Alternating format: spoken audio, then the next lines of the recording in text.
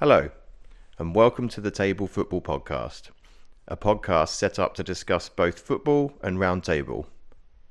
Round Table and Ladies Circle are national organisations which aim to raise money for local charities, support their local communities, and promote lifelong friendships which span across towns, counties, and nations. If you are between the ages of 18 and 45, are looking to do more with your spare time, enhance your social life, and do some positive things for your local community, Round Table and Ladies Circle are always looking for new members. Visit our website at www.roundtable.co.uk for more information.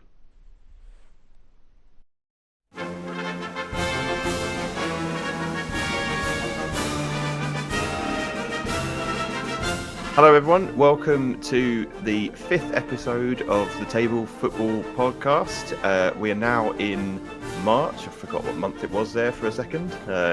So we're in March. The spring is around the corner. We're starting to need the heating a bit less and get outside a bit more, do a bit more exercise, play a bit more football maybe, for those who still play football. So anyway, welcome everyone. So I'm going to introduce our guests today. We've got two other people on the podcast. The first needs no introduction because he's a partner in crime. Tris, how are you doing? I'm not bad, mate. How are you? Good, very good. After the last week's results, very much I bet enjoyed. You're incredibly happy right now. I was look at that smile. Look at that smile. I've applied for tickets for the Bayern game, and I dread to think how many other people have applied. I reckon probably about 300,000 people. So it's probably going to be like a 1 in 100 chance of. But you know, don't you never know if you don't enter it, do you? So absolutely got to be in it to win it. But yes, it was a very good result. Although I was a complete and utter nervous wreck, and I feel. Part of me at the weekend was when the United and Liverpool game looked like it was heading to penalties. I was going to put on the chat, I feel for the fans of both clubs now. And literally, as I was about to put that, United scored the winner. I was like, okay, right, I don't have to say that anymore. What a game that was, though. I mean, it was as an advert for the FA Cup. That was an incredible game for the neutral to watch. Just great game. Great. I feel like it was. We'll come on to the FA Cup in a bit because I feel like it was just a great weekend for the FA Cup football. Full stop. Oh yeah, brilliant. Well, I didn't watch it because we're not in it anymore. But you know, neither. Did we go out in the same round? I think we did. Yeah. And we don't just talk about it. It's not important. It's not a proper competition. Mickey Mouse Cup. That's all it is. Exactly. Exactly. Right. I'm going to introduce our third and final guest today. Tom Rowe. How are you doing? I'm good. Yeah, I'm good. Do you prefer Tom or Thomas? Thomas. Thomas. Sorry. Right. Sorry. That's my fault. I probably should have clarified that. That's fine. Yeah. Please. And so, whereabouts are you from? So I'm from Hinckley, which is in the Midlands, which is it's in Leicestershire. So we've got Nuneaton quite probably a few minutes down the road, and then we've got Coventry one side. We've got Coventry one side of the M69 and Leicester on the other side of the M69. That's why it's sort of called the M69 Derby with Leicester and Coventry, and that's why the people of Hinckley are sort of undecided as to which club to support. Very good. Well, it seems to be very clear to me which club you support. Which exactly. You've got your got my Leicester shirt on. Yep. Exactly. Flying the flag. Yeah. So which round table are you from? Hinckley 129. Very good. And how long have you been a member there? I've been there for about 2-3 years now. Yeah, really enjoying it. So enjoying the camaraderie and friendship. So yeah. Thank you. So for those who don't know Hinckley Round Table that well, what sort of things do you put on each year? What do you have any like flagship events, or do you just meet socially and do that side of tabling? I don't think we have many. I don't think we have many flagship events. We're part of Area 45, which is Midland Shop. We were part of Area 45. We're now part of Area 14 because we controversially moved. Nothing to do. Well, it's sort of it wasn't my division, but there you go. But I say myself personally, I took part in High Tiddle, which is hiking. We play so basically up a mountain, play tiddly at the top, and then go down again and have a drink or go to pub or something. But yeah, that as I say, we were part of 45, we're now part of 14. So yeah, happy days. I don't know how much of that I should have said, but no, it's fine. It's just because some people listening might not have heard of Hinckley Round Table, so it's good exactly. we try to let people sell a bit about what their table does, and exactly. So no, that's great. Like that's so great. We do Santa Slave as well, like everyone else, but yeah, so all good. So how much do you does your Santa Slay go? Do you raise money for a specific thing, or is it just go into the sort of table pot of money that you then divvy out? Sort of table, just sort of go into table pot of money, but we divvy out. I think we raised 3,000, I think, or something last year. Pretty good, but not as good as some of the tables that I've seen. But well, it all counts, doesn't it? At the end of the day, 3,000 more than you would have raised if you'd done nothing. So absolutely, yeah. Certainly, it's £3,000 going back into local causes and things like that. It doesn't matter whether it's £3 quid, 300 quid, £3,000, 30,000. Every little helps, and that's why a lot of us join table to make a difference. Do more, as they say. Yeah, adopt, adapt, improve. That'd be also absolutely.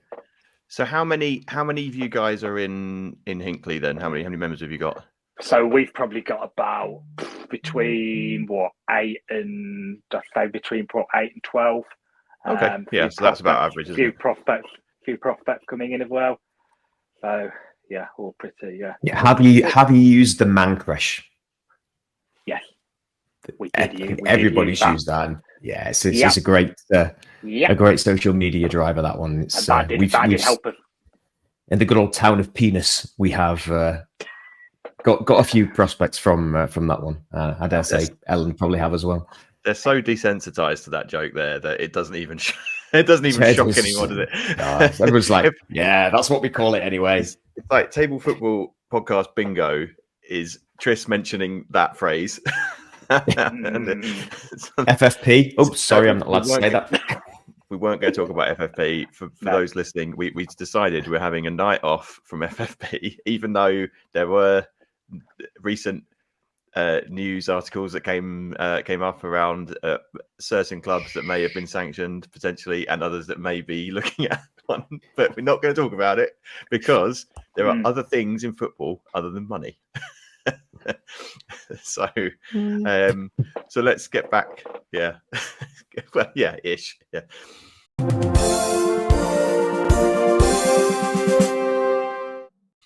Let's get back on track then. So Thomas, you're a Leicester fan. Yeah, I want to talk us through. You've got a Leicester shirt on today. Which shirt have you got on? I do. Right. Let me stand up so you can actually see it. So I was a bit indecisive as to which shirt to wear. This one. You can probably see the back and the sleeve. It was the shirt from when we won the FA Cup in 2021, and it was a choice between do I go for the FA Cup shirt or do I go for the Premier League shirt when we won the Premier League? And I thought the FA Cup probably a bit of a more recent memory, so I'll go with that one. But as I say, we're one of two sides to have won the Premier League and then been relegated. So we're ourselves and Blackburn are the only two sides that have won the Premier League and then since got relegated. Which is a bit of a fun stat for you all. Can I just say this is killing me, this, because not only have they won the FA Cup and the Premier League, the last thing we won was a raffle in like 1994 or something like that. We also won the 95 FA Cup. Well. We also won the Community Shield. In all seriousness, I think beggars belief. If you consider the Premier League as probably the pinnacle of domestic competition to win in the UK, I would probably go. I mean, Arsenal have won the FA Cup. It's probably when was it 2016? You guys won the Premier League. 2016, and then we got into the Champions League. We were in the last 8 of that. Yeah, so 2016. So Arsenal, I think, have won the FA Cup at least twice since then, possibly 3 times. But I'd say the Premier League trumps everything. Yeah. So I think you've outdone Arsenal. I think. Well, you say your invincible season of 2004, right? As well. The invincible season was that was 04. Yeah, that was 03-04 when first season in the Premier League and when we got relegated. And I think wasn't our game the last game where you did it? That was your last game. Well, you were the last. Yeah, well, I mean, I'm still a bit bitter about how that came to an end because they played at United at Old Trafford and United basically cheated. But not that I've not moved on from this, 20 years later. But Fergie time, was it? Fergie time? Wayne Rooney is a cheat, and they basically just kicked us off the pitch that game. Okay. So yeah. But yeah, that was so your game was the game before that, I think. So okay. But yes, so Leicester have had. I mean, I was thinking this through. I think you'd struggle to find a club that's had more ups and downs in the last 8 years than you have. I know Everton have had a interesting time a bit, but mainly downs, to be fair. Yours are mainly downs, exactly. Yeah. And to be honest, if you'd have given us a Premier League title, 9th season of the Premier League, and meant to be relegated, we'd have probably taken that at the Leicester fan. You know what I mean? I mean, it's interesting, isn't it? You're not boring mid-table every time. No, exactly. I think we were about 3 or 4 seasons. We were nearly going to be in top 4, and then we bottled that, didn't we? Couple of seasons. We bottled that for a couple of seasons. It's just mad to think about, and I think every football fan was kind of rooting for Leicester when they did actually win that Premier League title. I think as a general football fan, everybody was behind them. Like, this is a great story. But to think that, a few years on, they're back down in the Championship, and it's just mad to think of that. The whole story of them coming up and being able to win the Premier League and then now back down, it's bonkers. The whole thing is just bonkers. Yeah. But it's a bit old school, isn't it? I feel like that's how it always used to be. Like, clubs used to, we talk about Brian Clough at Nottingham Forest, I think it was, when he took them from 2nd division or old 3rd division, and then within 5 years had got to the 1st division and had won the league. That's the sort of stuff that it just, because of, again, it goes back to money, doesn't tend to happen as often anymore. So it was one of those things, wasn't it? I think everyone felt a bit nostalgic. I think it broke that yo-yo team kind of mold, didn't it? You look at the likes of Burnley, Sheffield United, Norwich, who have been up and down. Just, they spend a season in the Premier League, they're back down the season after, whereas Leicester went up and literally bloody won the Premier League title. They broke the big 6, that top 6 and won the top honours. Managed to win the FA Cup, a few seasons later and get into Europe and stuff. And it's just mad to think they're now down there in the Championship. Hopefully, fingers crossed, coming back up. And I'm sure Thomas is hopeful of that as well. Yeah, I'm. Like I said, I'm quite hopeful of that. I know we've got Leeds and Ipswich on our tail. Not so much Southampton. I think they've tailed off a bit, but thinking about it, Southampton's still got to go to the top 3. The top, though, Ipswich, I think, am I right in thinking we've got Leicester and Leeds, their last 2 away games are against Leicester and Leeds. Oh, really? So you've still got to play you? Leave them our last game of the season. It's going to be a tasty. It's a bit like... it's a little bit like Everton going to Arsenal on the last game of the season. Jesus. I hope it's all done by then. It's not going to be done by then, mate. I can tell you that now. I feel like we play you on the last game of the season all the time as well. Or the first game of the season, which happens a hell of a lot. I remember I'm going back probably about 10 years now, and it was the opening game of the season. And I think you beat us like 7-1, and that was like the setting for the season. That was it. But yeah, I think just going sort of like back to Leicester, I think it wasn't that long ago. Was it about 17 points clear at one point, and Leeds have kind of I think we clawed were that back a little bit. I think we were 16, 17 points clear at the start of the year, and now look where we are.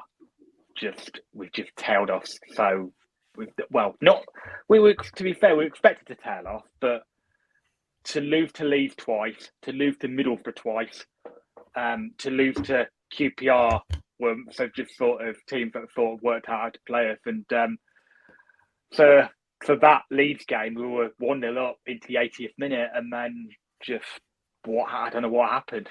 I feel like that game was psychologically quite damaging for you guys, because it's tough, isn't it? When you are being chased, it is a different kind of pressure to be when you are the chaser.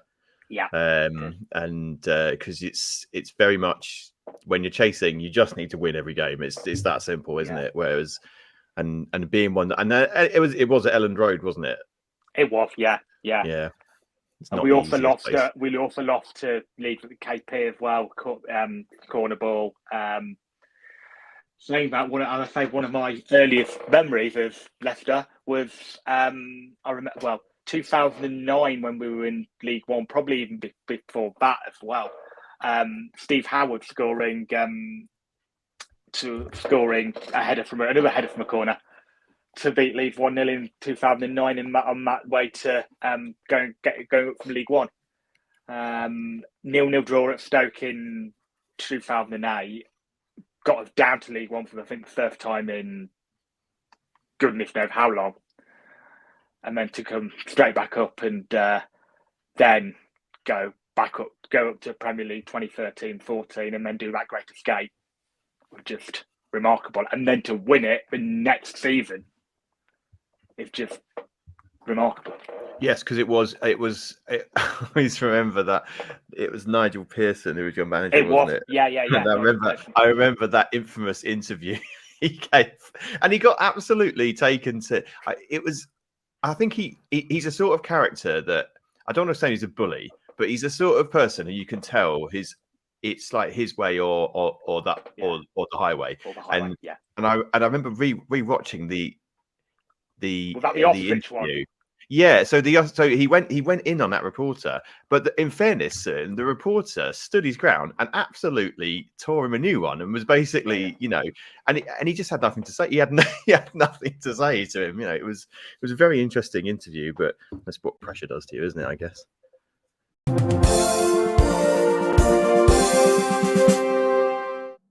So that was 2015. So what was it? So take us back to the origins then. When did you become a Leicester fan, and why did you become one? I think so. I think for me, in terms of my journey, I think my gran and granddad and mum and dad support Leicester. Late granddad. We went to all the Leicester games. And I think I started becoming a fan from when we first got into the Premier League under Mickey Adams in 2004. And I've got a ton of programmes. I don't know if I can flip the camera. I can show you the programmes that I've got in my... I've got loads of programmes and stuff. Oh, that's proper. And I've got 2 shirts as well. I think that one was the... League One shirt, and I think that LG one will probably before I was a fan, probably 2000s. I can show you champions photo when we won the league in 15-16, and then I've also got I'm trying to think which season that was. That might have been the season we got promoted. That might have either been the season we got promoted to the Premier League, or the last one in maybe the greatest game. I can't remember which one that was.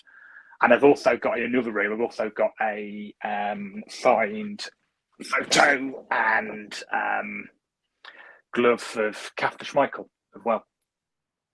Oh, very good. In Well, another room. So yeah, you've set the bar really high now because me and Tris have literally got shirts hung up on on random objects in our room. Yours are like beautifully mounted, and you definitely got the most football memorabilia of anyone who's been on this podcast yet. So that's definitely a new standard. Yeah. I also like to collect.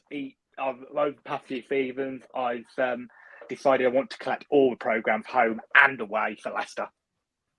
By hook or by crook, even if I have to buy them, I have to buy them. If I have to get a friend to get one for me, I do that.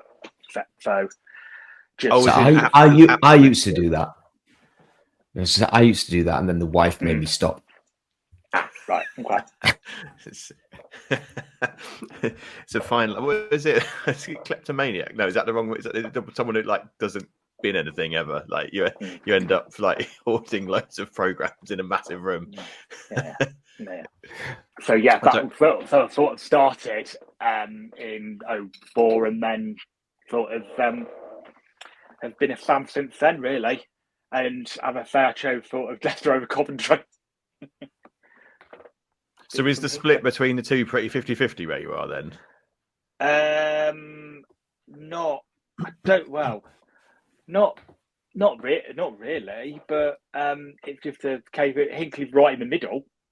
So what do you pick? I know a few. I know at least probably one or two Coventry fans who are happy because they're off to Wembley, and unfortunately we're not. Which is a shame, but we have no disgrace in losing to Chelsea in the cup.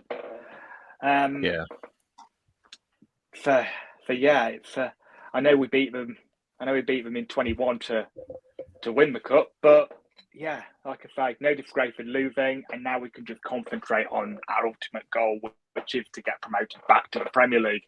There is a thing about that, isn't there? It is draining. If you're in two separate, the FA. I mean, it's not. It would only be 2 games more, wouldn't it? But it's a distraction, isn't it? And you could argue that it's one that probably you don't need. But you were unlucky. I thought it was. Did Chelsea get a last minute winner? Yeah, they got 2. They got a couple of last minute winners, and I wasn't sure about sending off either, because I don't think there was minimal contact, and I know the ref initially gave a penalty and a yellow, and then when it was determined it was outside the box, he had to give a red. But I just thought it was minimal contact myself. But it's like these divisions going for the bigger teams, and little old Leicester not getting any rub of the green. I think there's probably a degree of home advantage playing into it there as well. Yeah. You could be consoled in the fact that Chelsea are absolute specialists in not winning finals. So if they do manage to get to the final, and that's a big if, because I think they've got to play City next. They've got Man City next, and then Man United got Cov. So they're not beating City, it's looking like it's going to be a Manchester derby for the second season in a row in the FA Cup final. So I'm just curious. So behind you, I can see sort of some goalkeeper gloves in a frame. I'm intrigued. You are, very intrigued. So basically, it was. I met. This was. I think I don't know why I met him. I met him from somewhere. Matt Murray. I met him.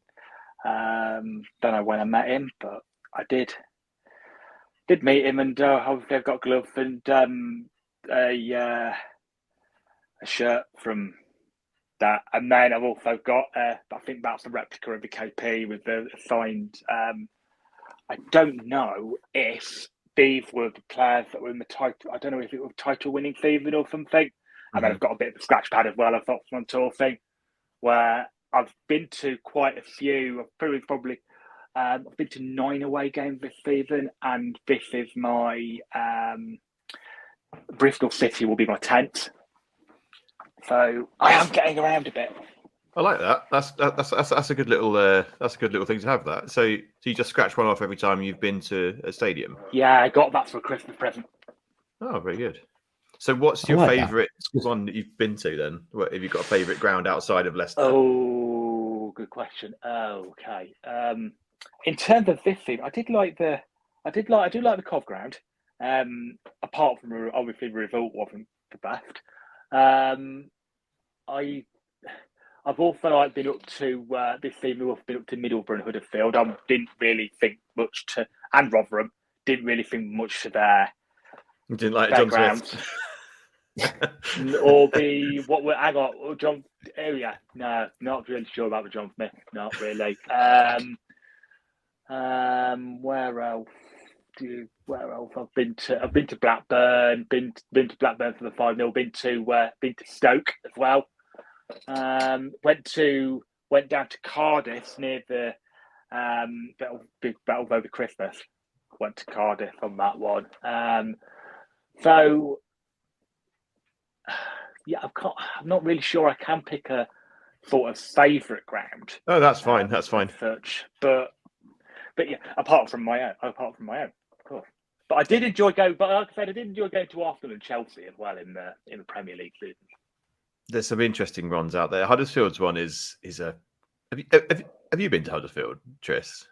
Yeah, mainly for music concerts more than football. But yeah, it's an interesting ground. I'll tell you what's weird about Huddersfield's ground, and it's a nice ground. It's actually older than it looks, I think. It is, yeah. But it's got no corners. It's got four stands, but there's nothing connecting the stands. There's just kind of this gap, which is kind of like a bowl, isn't it? It's weird. I don't know how to. I feel like I'm betraying saying wearing the shirt and saying that, but it's a funny old stadium. It was kind of one of the first kind of sort of modern stadiums, wasn't it? When it was back at the McAlpine, was it? Back then? Was it 95 or 94 when they built it? It's like sort of one of the first sort of kind of smaller clubs. Forgive me, Huddersfield fans, I don't mean that disrespectfully, but smaller sort of clubs building a brand new ground. So it was kind of built for their capacity. Whereas you look at what Spurs have recently done and what obviously Arsenal have done in recent seasons and Everton now trying to replicate, those stadiums are massive. And I actually went on Sunday, I actually took the family along to see the new Everton stadium. Good God, it's massive. Yeah, it's big, we went on the Goodison tour afterwards. The comparison between two grounds, obviously Goodison, very old ground. It's like 130 years old. A lot of thirst in there, but it's like chalk and cheese. Looking at the two together, it's ridiculous.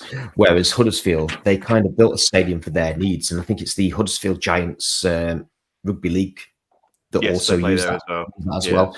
They obviously put music concerts on there. I've been a fair few times to music concerts there. It's a nice sort of ground.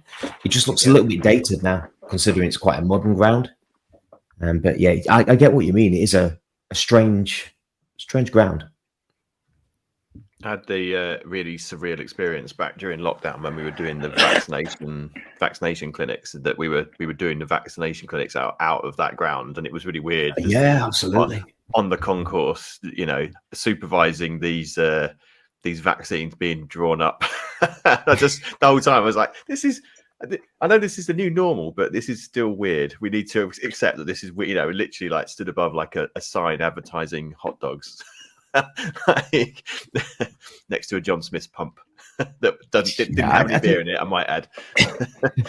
I think the thing with sort of Huddersfield, it was one of the first sort of multi-purpose stadiums, wasn't it? And obviously Man City have built a massive stadium with the Etihad that doubles as a gig venue and stuff like that.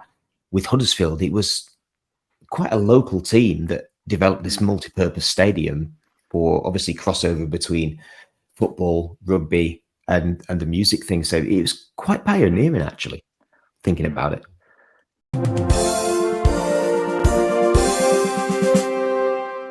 So I do feel like we've not actually talked about the shirts for me and Shepp, actually. We haven't, have we? And it is really weird you're wearing blue and white. And it's kind of put me about a little bit. And I'm kind of wearing sort of like kind of reddy, salmony coloured. I think we might need to sort of talk about it. So, yeah. Sheppy, talk me through that one. So I go first. So I got this last season. This is the not that I only buy football shirts when they're in the bargain bucket, but I can't resist a £20 football shirt basically. So I went to see Huddersfield play Reading in the last game of the season last year, which was really disappointing because it was it was all set up to be a last day showdown, like a winner takes all, loser gets relegated. And then Sheffield United ended up losing to Huddersfield on the Wednesday night before, and that basically sealed the deal for Reading. So they the fans are brilliant, to be fair to Reading fans. They turned up with beach balls and had a great time, but it was a bit of a flat game.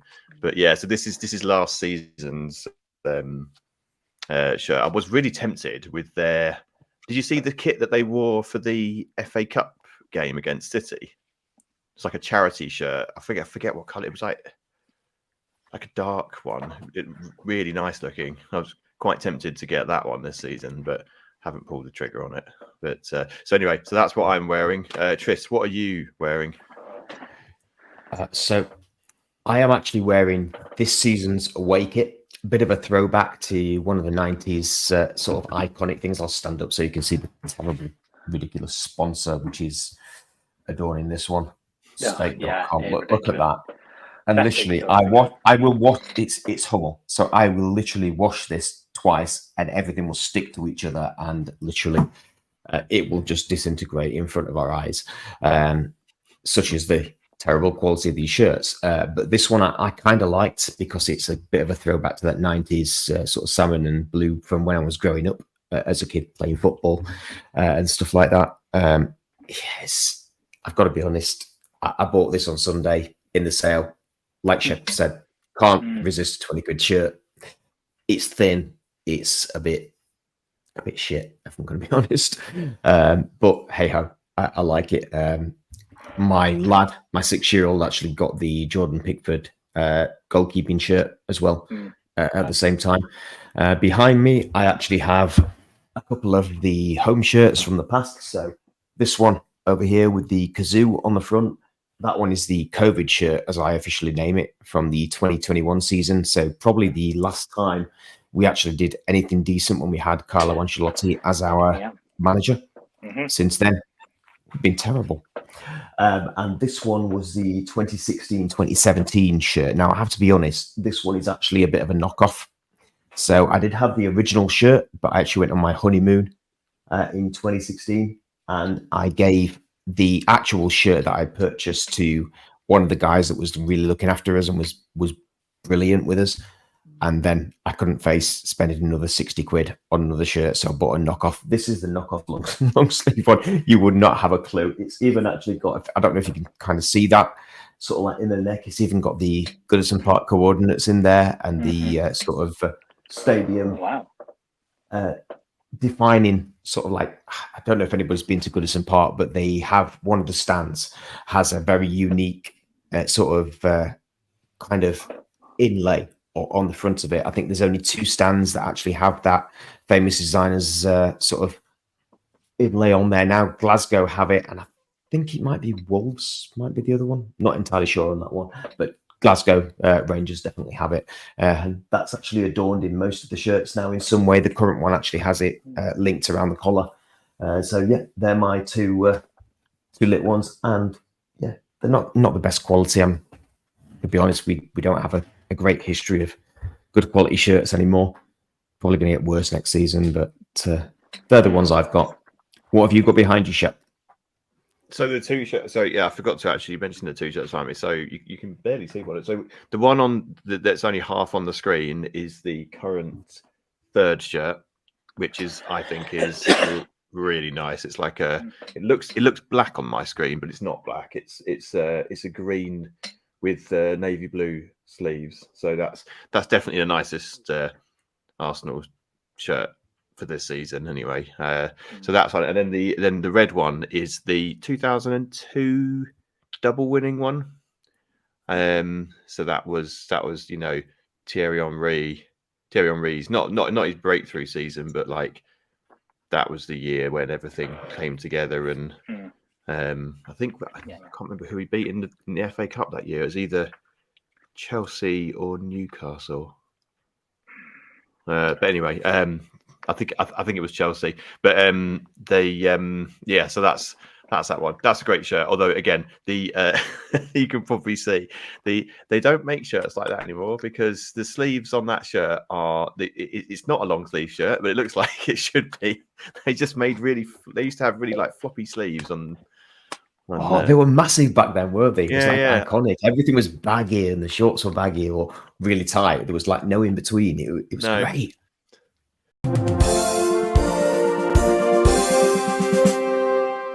I do have one more question to ask you about Leicester, if that's all right, and that's reflecting on, I guess, last year you guys had a bit of a torrid season, your final year, in the Prem, and it's looking like we'll come on to this in a sec. But if I was a betting man, I would say it's looking like you will go up again, whether or not it ends up being as winners or second place. That remains to be decided. But so assuming that you do go up, what do you think needs to be done differently this time? I think really the consensus was that we were a little bit complacent in that last season before we went down. We thought, oh, we're gonna get the Great Escape again and do everything all right. And then when it didn't happen, we thought, I think I'm trying to think. I know Dean Smith came in, and Dean Smith and Craig Shakespeare and John Terry came in, but I think Brendan got stale, and if I'm being quite honest, he should have been sacked before, but he was sacked when we lost to Palace. That 2-1 loss to Palace were two last minute goals. I think Mateta scored the winner in that one. But to be honest, I think he should have got sacked much sooner. And I know there were a couple of results. I think we were Villa away and Spurs at home, where we thought, oh, we're turning a corner a bit, but we weren't. And we were sort of the old adage: we were beating a big team and doing poo against the smaller ones.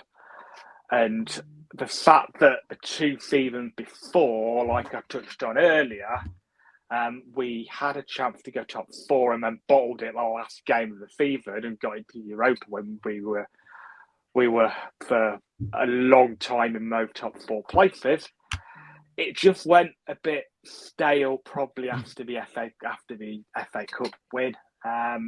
And to be honest, he's now gone back to Celtic, where he's not really pulling up any trees either, because he's not even winning that league, and there's only 2 teams in that, isn't there? Yeah, he's not having the greatest time, is he, at Celtic? No, he's not. No, don't get me wrong. He was a great manager. He won the FA Cup. He won the Community Shield. He won FA Cup for the first time for however long. He won the Community Shield, and he's got a couple of stable seasons in the Prem. But I think it's also going back to the fact that remember when our chairman passed away in a helicopter crash that was about 6 years ago now, in a helicopter crash last game against Burnley.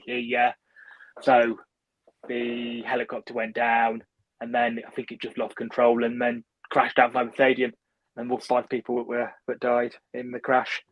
So that, I think, affected us as well. That affected the club. And I think if he was still around, he would probably have a bit more of a stranglehold on the club, because I don't think that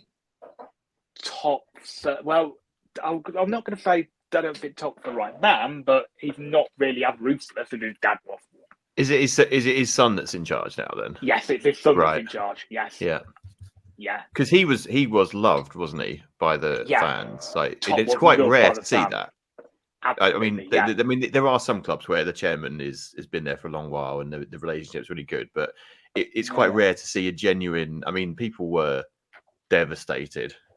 Yeah. I mean, it was loss of life, so you'd expect that, but it kind of went beyond that, didn't it? I think. Yes, it did. Yeah. But like I say, I just think Brendan's time was sort of done, and he was just. I think Dean Smith only had 8 games was it to save the season, and it was like I remember that game against Newcastle when we were being defeated quite heavily. And then we had that game against Newcastle where we scrapped to 0-0. I have to go back up on the stats to see the sort of other result, but we just had to take it to that last game, and Tris had to ruin it for us, didn't you? Absolutely. Decore. Yeah, all right. Yeah, stop rubbing it in, thank you. We'll not talk about the torment that I was under during that game. I think we discussed that beforehand. You never know, we might trade places this season. It's a possibility. So just thinking about that. So if we actually look at, for example, the championship sort of as a whole, of right now, obviously it's very close at the top for those 2 automatic promotion places. Squeaky bum, yeah, absolutely. Yeah, squeaky bum time. It's also very close down at the bottom as well. There's about 10 points between 13th and 23rd. Yeah, is very, that normal very close for the championship?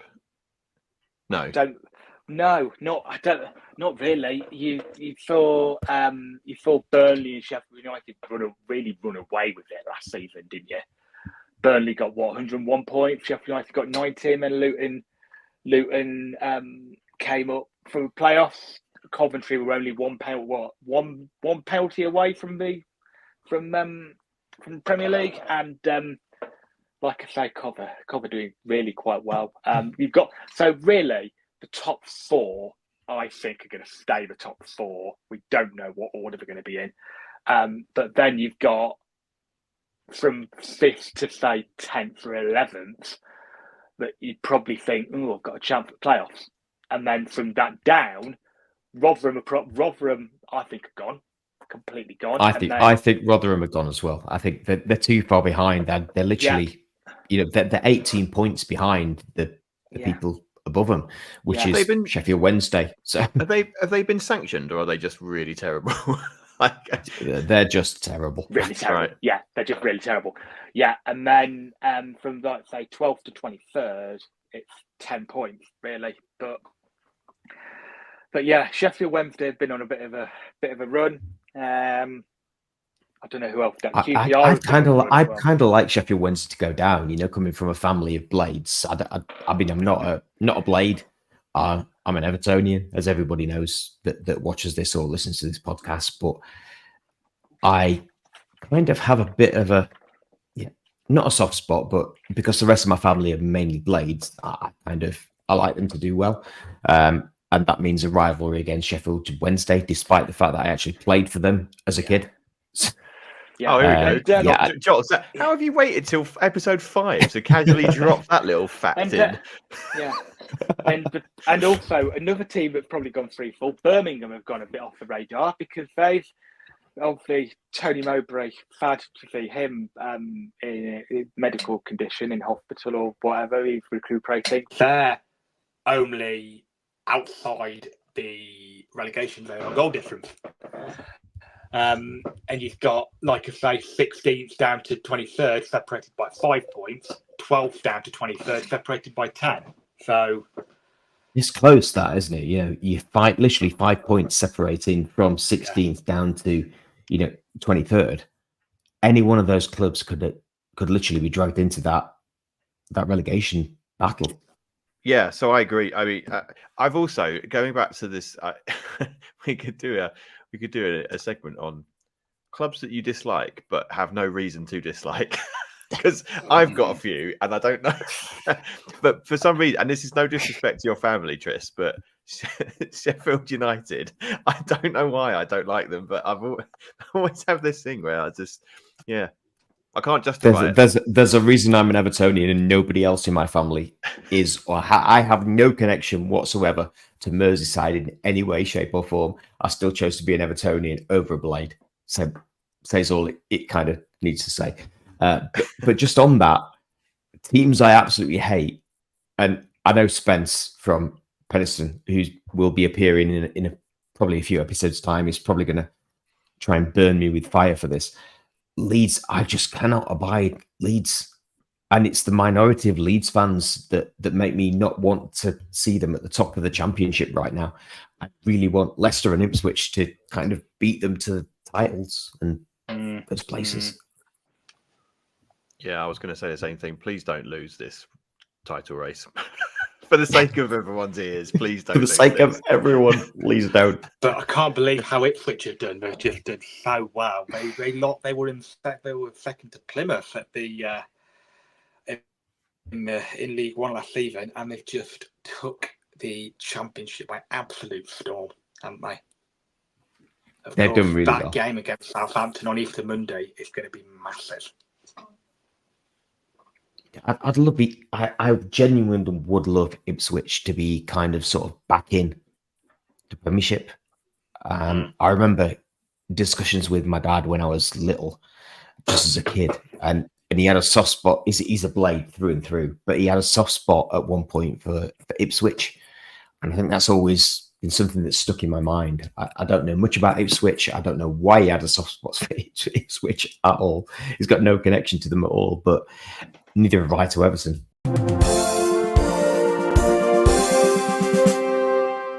Okay. So the final thing I was going to sort of ask around the Championship, and obviously it's a completely different league to the Prem. I feel like it plays out in a really different way every season. Do you think, and this is a bit of a possibly not an out there statement, but it's something I thought of today. Do you think it's one of the most competitive leagues in the country? Is it more competitive than the other? Well, yeah, it's the most competitive second-tier league in the country, I give you that. But in normal circumstances, you'd probably say the Premier League is probably the most competitive, is the greatest league in the world. But looking at it now, you wouldn't think that, because of these four teams, the calibre of the Championship. And obviously these point deductions in the Premier League haven't helped. And the utter dominance of the three teams, the Arsenal, Man City, Liverpool, with just too much of a disparity really between the big team, the so-called big team, and the so-called littler teams like your Bournemouth, your Brentford, your Palaces, etc. That are just trying to sort of cheap shot. Just trying to sort of mould their way into the league, and they can't really compete with these teams, these top ends. Just such a disparity financially as well. Well, that was my thinking. That and with the Championship, you do have, in a similar kind of vein, there are those teams that are serial Championship promotion teams. So like Norwich, like I guess Sheffield United to a degree. I'm trying to think of some others that have been up and down loads. Who was it? Who was the club that got Burnley? West Brom as well. They're another one, aren't they? They've been up and down. Burnley. Yeah. So you've got those clubs that they get the benefit from the parachute payments from the Prem, and that basically just puts them completely above in terms of like the wage structure they can get away with the rest of the league. But it is still, I feel like the other teams in that league, it's like picking who's going to go down is quite a difficult task at the start of the season. It's almost like until the first few games have happened, that's when you actually like, okay, we can kind of see who might be in trouble here. Yeah. Whereas with the Prem, you can almost, well, not nail it, but you could probably predict an order, I'd say. Yeah, you probably can. I mean, and one thing that's kind of interesting is that we know sort of today, the Premier League have actually introduced this, well, not the Premier League, but the government have introduced this regulatory body to look at the whole structure of football, that whole pyramid, to try and, it seems like it's more to try and help the kind of down payments to the lower levels of that football pyramid. Yeah. But I think I kind of welcome it. I think from a Premier League perspective, the Premier League have no clue what the hell they're doing. It's been needed for a long time. And I think it would help those, those tiers below. So the Championship, League One, League Two. I think this whole regulatory thing, I believe it encapsulates the first 5 tiers of English football. And now recently they haven't been able to agree a deal between the Football League and the Premier League to have this down payment. There's been something that's kind of stopped that from happening. But I kind of welcome that, because I think we need to have more transparency. We need to have more regulation about what the hell's going on. We've seen it, with the EFL has many documented procedures, many documented, things for dealing with FFP and all that type of stuff. The Premier League doesn't. It's nice to kind of tie that all together. That's not a I can see Shepp's laughing. We've mentioned it. That's not a mention of FFP. That's we're not talking about it. That is, but I think this regulation that they're planning on bringing in for football, I kind of welcome it as a good thing. I don't know what you boys think, but I personally, I think it's a good thing. I think I do. Yeah, I welcome it as well. Yeah. But we'll have to see what happens, I suppose. Because it's not just you've got your serious problem clubs like City who are horrendously breaking the rules, and then you've got other clubs like Chelsea who are probably not quite as bad, but they're up there, and spending ridiculous amounts. Then you've got the clubs aspiring to be at that level, so therefore are pushing the bracket. And there's just, but then you can basically go all the way down the leagues, and you've got the same problem. It was, I know. But even like you look at Billericay Town, so Billericay Town were a non-league, are a non-league side.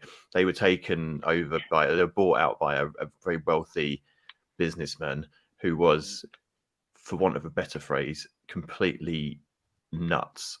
He was just mad, and he pumped an awful lot of money into the club, and they got promoted. They ended up in the National League South, I think.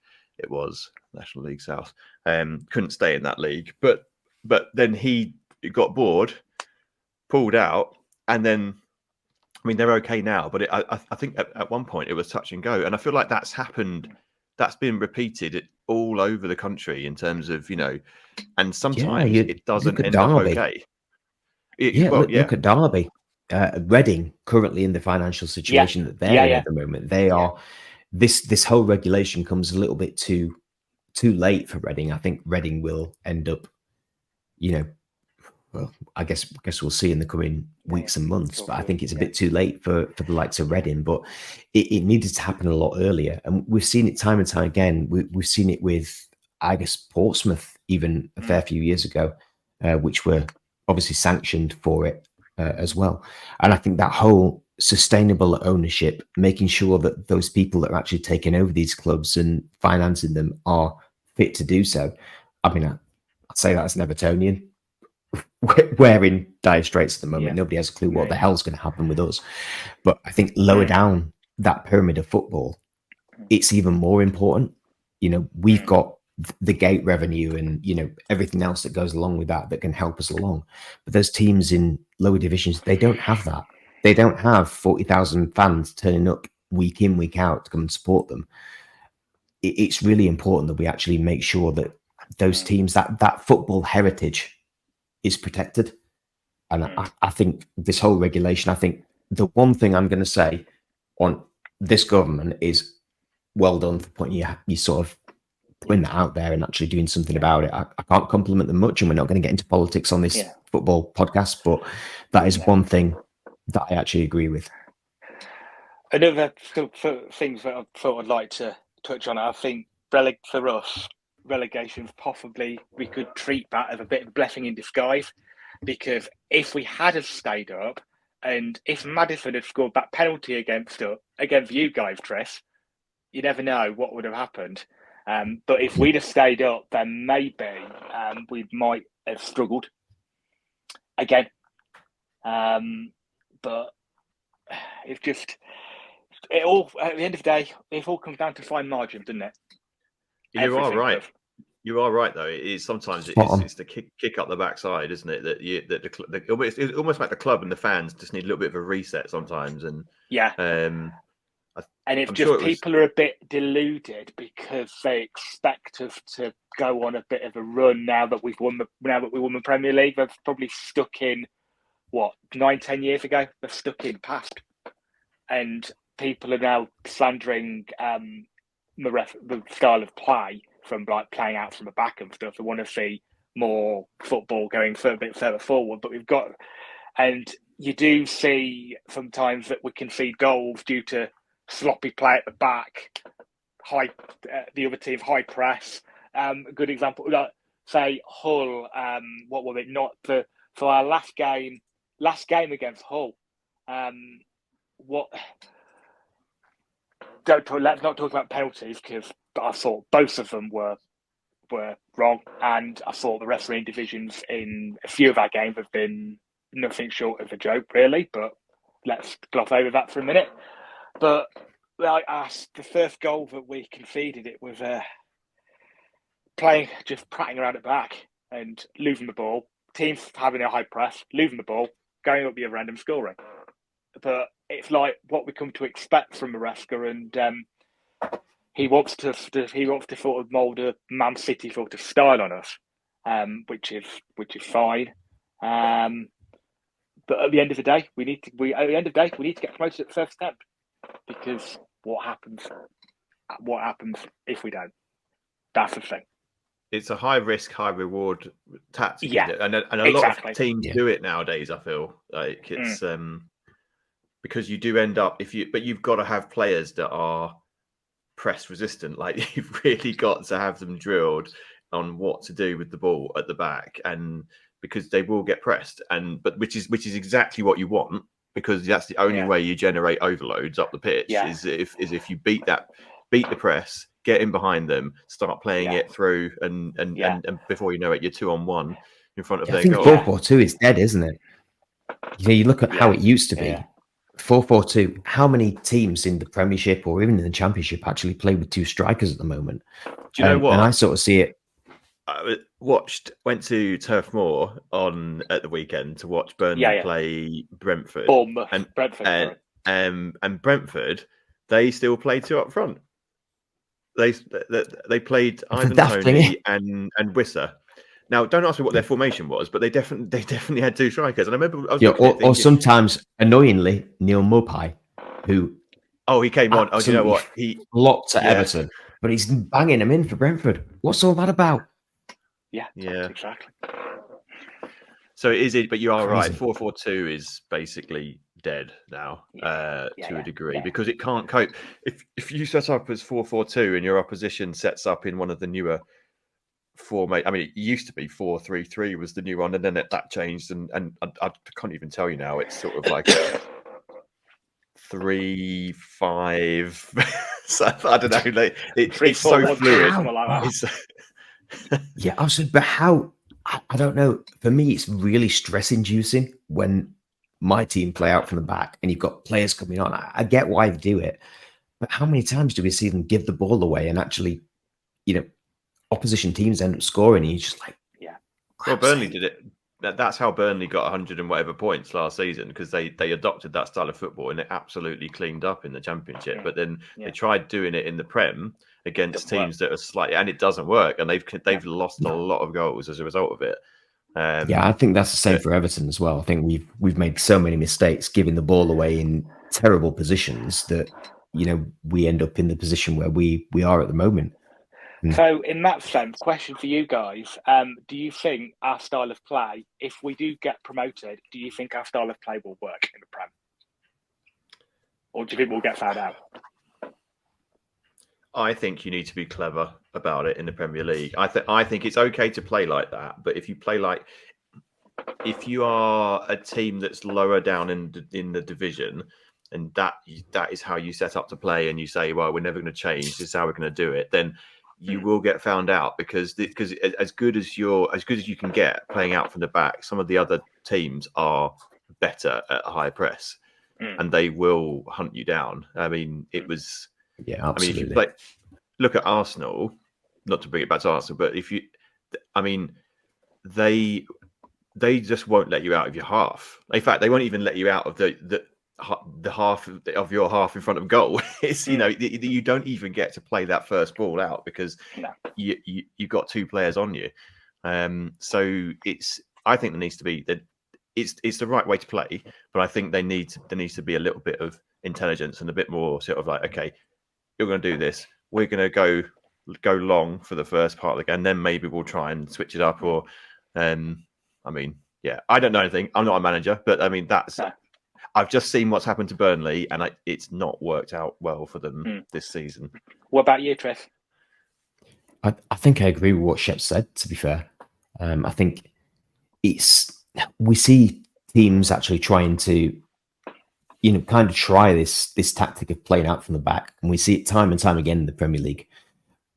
But they're playing teams that are used to that have that quality. Look at your Man Cities, even Arsenal to some respect, even though Chevy's going to be like, we're brilliant. We conceded goals. That whole style of play invites pressure onto the defense naturally, and that's what it's designed to do. It's designed to create space further up the field, so you invite the press onto you and you boot it up, and you have a little bit more space in behind. But if you're not really good at that and you haven't got the teams that the top 6 sides have got, I think it's going to be a struggle. And you look at Burnley, like Shepp said, even Sheffield United, they've tried that. It worked against Everton. We got a 2-2 draw against them last time out with that. But I don't know. It just, that whole style, it makes me nervous because I know from an Everton perspective, we haven't got the players further up the field to be able to deal with that. And whether Leicester have, I don't know. It's they've got some good players. I don't know. Is Jamie Vardy planning on retiring anytime soon? Well, he's as old as me.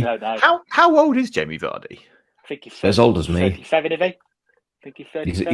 He's a few years younger than me. I mean, I remember playing against him with Stocksbridge Park Steels before he even made it famous. Clang, even twice in one episode. But even back then, you could just tell he was literally he was far above where he was playing. And look what he's gone on to do. Yeah, exactly. He's won the freaking Premier League. Yeah, wish that was me.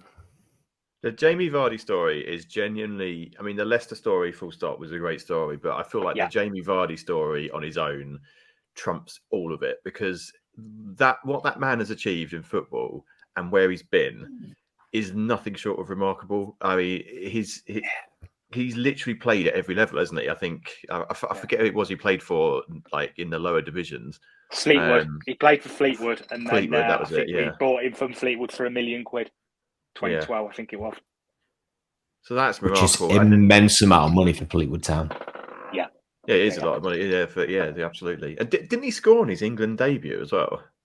Yeah, might have done. Yeah, I think he did. I seem to remember But he was. So did Dominic Calvert-Lewin, I must add. Although now he can't hit a barn door. No. It's all about the quality of players around him. That's what it is, Tris.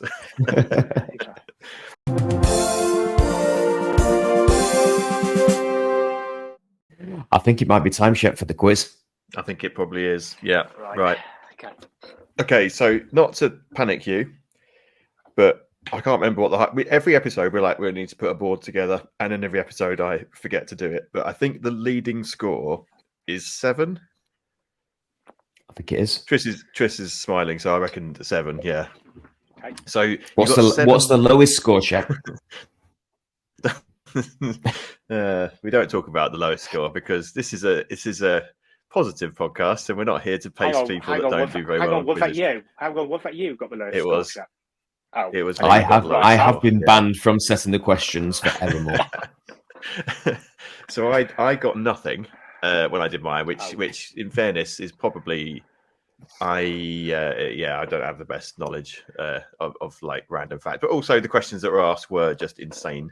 So your questions are much better. So don't worry about it. You'll be absolutely fine. Okay. Here we go.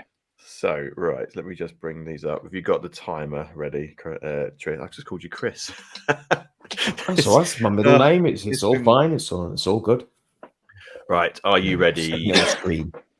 Are you ready, Thomas? Okay. I'm ready if I'll ever be. Yeah. 2, 1, go. Question number 1. When was the last time that Leicester City were crowned champions of England before they won it in the 2015-2016 season? Oh my word! Oh, that's pass on that one. I don't know. Okay. Question 2. When was the club which was originally called Leicester Fosse first established? 1884. Very good. What year was Leicester City? Oh, that's the same question. Right. Which fan's favourite did Peter Taylor sell to Wolves?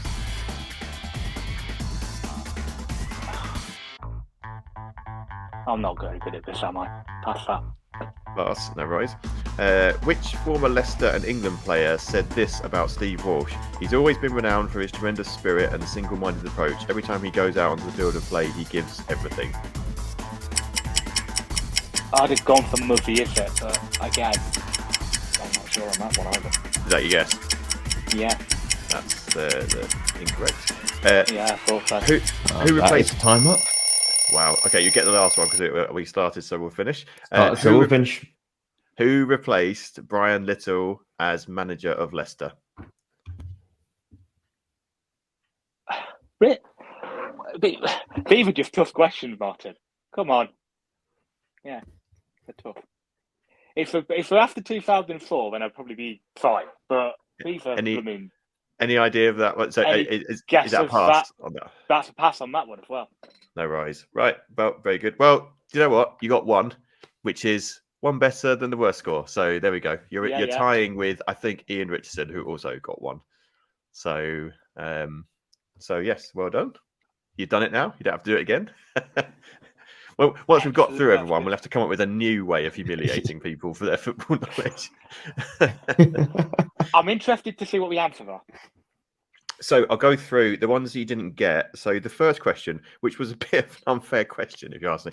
The last time Leicester City were crowned champions of England before they won it in the 2015-2016 season, the answer was they'd never won it.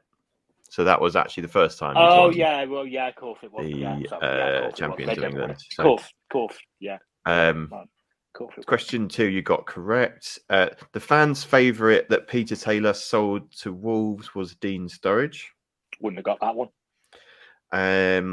The famous player, Leicester and England player, who said this about Steve Walsh, he's been renowned for his tremendous spirit, single-minded approach. Every time he goes out onto the field of play, he gives it everything, was Gary Lineker.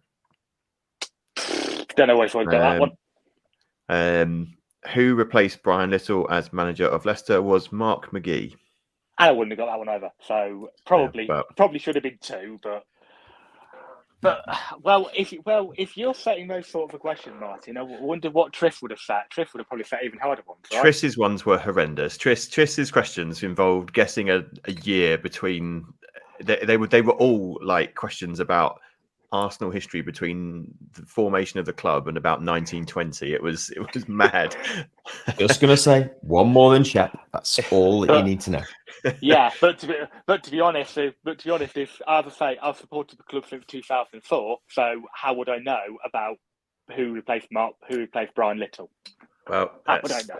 I don't. I mean, all I can say is that the quiz comes from the same source every time, so it's okay. It's fair for everyone. And also, you don't win anything or lose anything. So okay, all it is pride, and you're in good company. We've had the full gambit of scores on this quiz, so yeah. Can I just say the fact that when I went head to head with Liverpool fan Ian and I won, that is pride right there. That is the derby win that we can claim literally for the last God knows how many years. And on that note, we'll bring the podcast to an end. Well, thanks very much, gents. It's been a pleasure talking to you again this evening. Thank you, Tris. Thank you, Thomas. And thanks everyone for listening to this podcast. We will be, I was going to say filming. I guess it is filming. Filming and recording another one in April. So if you like this, follow the Facebook page. and there'll be updates on there, and also follow our profile on Podbean. So all that's left for me is to say good evening. Thank you. See you later. Bye. Thanks, Ed. Thank you.